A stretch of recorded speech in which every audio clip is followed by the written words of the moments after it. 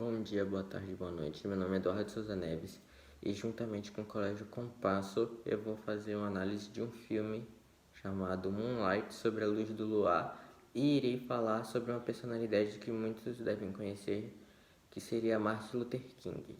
Então fique com o vídeo. Moonlight sobre a luz do luar. Ele fala a história de um menino chamado Chiron. Ele sofre muitos preconceitos durante o filme, alguns por ele ser negro e outros por ele ser gay. É, esse filme ele é dividido em 3 subcapítulos: Black 1, Black 2 e Black 3, vamos chamar assim.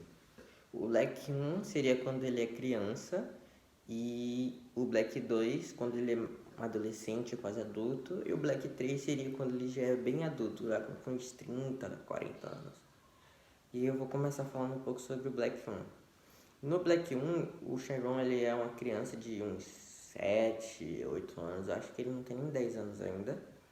E ele tá fugindo de umas crianças e se esconde num galpãozinho. E nesse galpão ele acaba conhecendo Juan.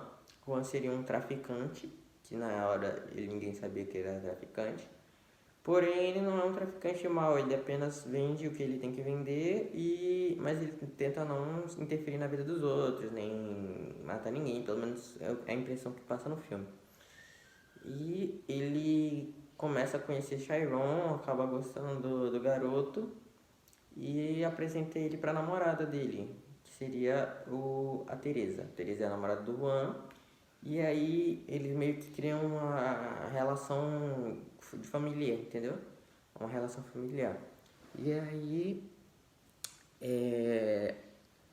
eles acabam criando muitos laços e nisso Juan começa a ensinar ele algumas coisas e tal, não do crime, mas da vida. Ensina que ele tem que se defender, ensina o valor de ser negro, que ele tem que ter orgulho de si mesmo e que ele não pode deixar as pessoas falarem com ele de qualquer forma, porque ele também é uma pessoa, ele tem sentimentos. E ensinou relações, amizades, ele ensinou muita coisa. E a mãe dele, que seria a Paula, a mãe de verdade dele, ela era uma viciada em drogas e de alguma forma ela acabava comprando do Juan. Só que o Juan não sabia que vendia pra ela. E aí, em um dia, eles se encontram por um acaso e aí ele vê que ele estava vendendo pra ela. Só que como ele não pode parar de vender, ela não pode escolher clientela, ele acaba deixando isso passar. Porém, ele meio que começa a criar o filho dela, não de uma forma direta, mas tipo indiretamente. Todos os dias o garoto ia lá, o Chiron ia lá, ia conversar com o Juan e eles começavam a ter uma relação de família de verdade. E assim termina o Black 1. O Black 2 seria ele adolescente já, não mostra como, o porquê, mas o Juan morreu. Provavelmente pegaram ele numa gangue ou uma troca de tiro com a polícia, provavelmente. E aí Juan morreu. E aí ele tá só com a Teresa. Ele acabou indo morar, não morar diretamente, mas tipo, ele passa mais tempo com Teresa, que é tipo uma mãe pra ele, e não passa muito tempo com a mãe, porque a mãe já tá numa pior, já tá muito dependente das drogas e já teve até uma cena que ele e a mãe dele tenta roubar dele, começa a falar que ele tem que dar o dinheiro que a Teresa, que é a mãe, suposta mãe dele, falsa, deu pra ele, que ela tá precisando muito, que ela é a verdadeira mãe dele. Eu vou tentar deixar um trechinho aqui em cima, ou vou deixar depois, não sei. Mas vou tentar deixar um trecho. Se eu não deixar é porque o meu celular não tá deixando, de verdade. E aí, ele tá sofrendo bullying também, ele acaba se descobrindo. Ele tá sofrendo bullying de um Leroy, se não me engano é o nome do rapaz. E aí, por ele ser gay, aí agora é por ele ser gay. E ele tá tem uns apelidos, que é de preto, negão. E aí ele meio que fica tipo, poxa, por que você tá me chamando assim se você também é, entendeu? Não faz muito sentido. E aí ele também descobre que é gay. Ele não era gay assumido antes, mas eu acho que ele já sabia, mais ou menos. E ele começa a ter umas relações com o Kevin, que seria um amigo dele do colégio. Só que em uma das cenas, Kevin acaba agredindo ele fisicamente. Logo um dia depois deles terem um caso, por conta do Leroy mandar o Kevin fazer isso. E como o Leroy era uma pessoa perigosa, o Kevin tinha medo e aí ele teve que fazer. E aí depois que ele agride o Kevin não, que o Kevin agrediu o caramba, velho, esqueci o nome dele, velho. Agrediu o garoto, eu esqueci agora o nome dele, mas enfim, depois eu lembro. Ele volta pro colégio e agride o Leroy e acaba sendo preso. E assim termina o Black 2. O Black 3 já é quando ele é adulto, já tinha saído da cadeia e ele acabou conhecendo um cara na prisão. Eu não lembro o nome dele, mas esse cara ofereceu um trabalho para ele como traficante e ele aceitou. E aí, um tempo depois, ele já estava bem de vida, ele já subiu bastante como traficante. E aí, ganhando já bastante dinheiro, já tinha um carro bacana, já estava com de muito magro, ele já tinha ficado fortão e já estava com os negócios tudo em dia. Ele não bebia, não, ele acho que ele usava só, ele usava, eu acho, não tenho certeza, mas ele já estava meio que dando a volta por cima, entre aspas, né? E aí ele estava seguindo os passos do Juan, que era como um pai para ele. E nisso ele ele voltou a falar com a mãe dele estava já no internato, ela já estava na reabilitação. E aí ela meio que já sabia que ela não era mais a mãe dele, que quem era a mãe dele agora era a Teresa. Ela falava tipo, ah, conta alguma coisa pra sua mãe, mas meio que já sabia que a Teresa agora era a mãe dele, porque né, depois de tudo que ele sofreu, ele já não queria muita conta com a mãe dele, de verdade, mas até que falava com ela. E aí a mãe dele queria dar uma lição de moral, dizendo pra ele largar o crime, o que é o certo, mas ele não queria dar ouvidos à mãe dele e continuou no crime. Até ele conhecer não, até ele voltar a falar com o Kevin, que era o amigo dele que acabou agredindo ele.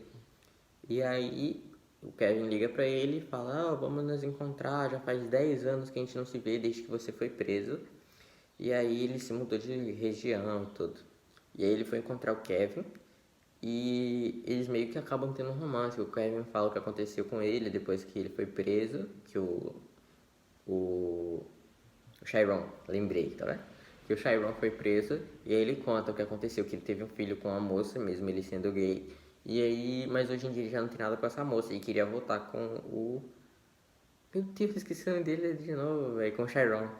E aí, nisso, eles meio que... E pelo que me pareceu, eles voltam a ter um caso e eu acho que eles viram namorados depois. Porque aí esse é o final do Black 3. E aí é isso. Ele conseguiu vencer a luta do racismo. Ah, e uma coisa que eu esqueci de falar. No Black 3, entre o Black 1 e 2, só é citado brancos uma vez e não é visto nenhum branco. Porém, no Black 3, eles estão num restaurante onde tem brancos e negros sentados meio juntos, o que não é muito comum. Até porque até o Black 2 e 1, ele não aparecia nenhum branco. E o único branco que era citado é quando eles eram menores. E isso porque ele era intercambista da Colômbia, se eu não me engano. Não lembro de onde era, mas ele era intercambista de algum lugar. E aí é o único momento que é citado. Ou seja, eu acho que o Black 3 ele tem um pouco de influência da personalidade que eu vou falar, que seria Martin Luther King, o que eu vou falar agora. Martin Luther King era um ativista norte-americano que lutou contra a discriminação racial e pelos direitos civis dos negros, onde ele queria direitos mais iguais e que os negros tivessem liberdade de ir e vir em qualquer lugar, porque nos Estados Unidos a segregação era muito forte. Existiam bairros de negros, onde só os negros podiam frequentar. Os brancos poderiam até passar, mas ia dar encrenca.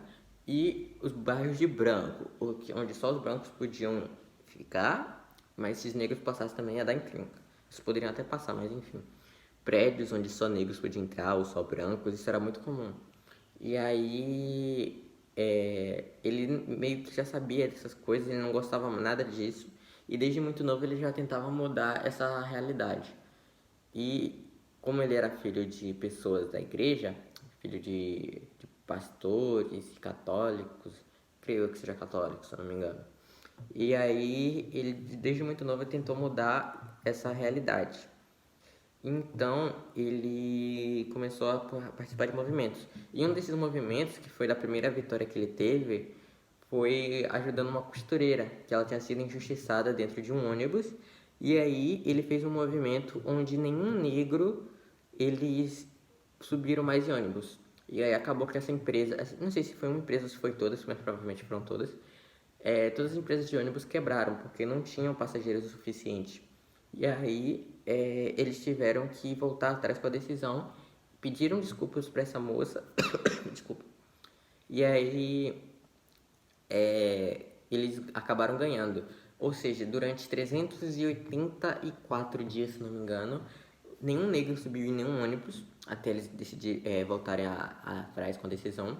E a segregação racial, que seria brancos sentam na frente e negros sentam atrás, mudou. Ou seja, brancos e negros sentaram no mesmo lugar.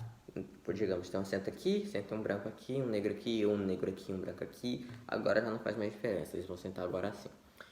E a primeira pessoa a sentar junto de um branco foi Martin Luther King, que sentou do lado de alguém, então eu não lembro agora o que foi, mas eu acho que foi o dono da empresa de ônibus. Mas enfim. E essa foi a primeira vitória que ele teve. E teve a marcha de Washington. Martin Luther King liderou uma marcha sobre Washington com mais de 250 mil pessoas. E essa marcha ficou muito conhecida porque ele teve um discurso muito famoso chamado I Have a Dream, Eu Tenho um Sonho. E nesse discurso ele falou que o sonho dele era ter uma sociedade onde brancos e negros pudessem conviver em harmonia e tivessem direitos iguais. E nesse ano, que foi em 1963, se eu não me engano, esse ano não, um ano depois, na verdade, em 1964, ele ganhou o Nobel da Paz. E algum tempo depois, Martin Luther King, ele estava apoiando um movimento dos grevistas lixeiros. E aí, após um evento que teve, acho que foi alguma paralisação, eu não sei o que eles fizeram, e ele foi descansar no seu hotel. E aí, quando ele estava descansando no hotel, acho que foi numa barraquinha, ele acabou tomando um tiro e morreu. E essa foi a morte de Martin Luther King. Muitas pessoas ficaram chocadas, né, porque ele ajudou muitas pessoas durante todos os movimentos, ajudou diversas famílias, ajudou aos negros atingirem muitos objetivos, superarem várias barreiras que eles tinham na época. E isso foi um choque muito grande para a realidade de muitas pessoas. E acabou que, algum tempo depois, se não me engano, em 1984, se eu não me engano, um presidente, algum rapaz chamado Ronald, alguma coisa, ele criou um feriado com o nome de Martin Luther King, que desde então, todos os dias 20 de janeiro, são conhecidos como o dia de Martin Luther King, que foi bem merecido, porque a luta dele não foi em vão. Até hoje, tudo que ele fez ajuda e ajudará muitos negros. E é isso que é importante. Ele ajudou muitas pessoas durante esse período. E isso foi isso o vídeo. Espero que tenham gostado. Um abraço para vocês. Se cuidem.